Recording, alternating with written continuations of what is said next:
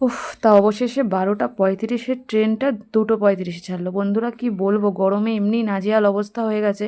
তার মধ্যে 12:35-এর train announce করেছিল 1:35-এ, সেখানে ট্রেনটা ছাড়লো 2:35-এ, মানে পাক্কা 2 ঘন্টা লেট। অবশেষে 2 ঘন্টা লেট মানে অপেক্ষা, এই গরমের মধ্যে পুরো অপেক্ষা করার পর অবশেষে এসে পৌঁছালাম রাধাকুণ্ড স্টেশন। আর এখানে এসে ভাইয়াকে ফোন করে দিয়েছিলাম নিতে আসার জন্য। তো দেখো ভাইয়া কিন্তু চলেও এসছে আমাদেরকে নিতে। আর প্রিয়াংশী দেখো মামাকে দেখে কতটা খুশি হয়েছে। তো এখন এই গরমে অপেক্ষা করার পর অবশেষে ভাইয়াদের বাড়িতে যাব, গিয়ে একটু ফ্রেশ হব। মোদ্দা কথা, বাড়িতে গিয়ে যতক্ষণ না পর্যন্ত ফ্রেশ না হতে পারছি ততক্ষণ পর্যন্ত শান্তি একদমই পাচ্ছি না।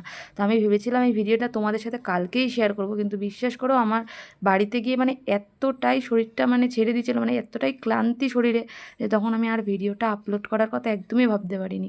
তো সেই ভিডিওটা আজকে তোমাদের সাথে আজকে সকালে শেয়ার করছি। মানে অনেকটি লেট হয়ে গেল আমার ভিডিওটা পোস্ট করতে, তো তার জন্য দুঃখিত।